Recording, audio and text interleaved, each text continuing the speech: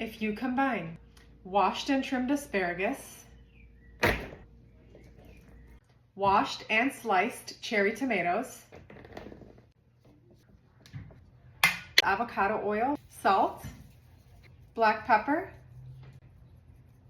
minced garlic, lemon juice,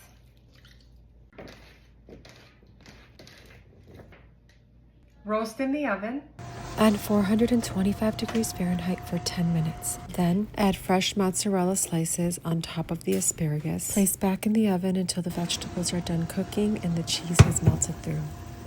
Plate the asparagus, top it off with the roasted cherry tomatoes, drizzle with balsamic glaze, add some more freshly shredded cheese, and finish it off with some chopped fresh basil. Then you'll have this easy, delicious, and beautiful Caprese roasted asparagus. It's the perfect spring side dish, and it only requires 5 simple main ingredients, all of which I was able to find at my local Meijer. You have to make this.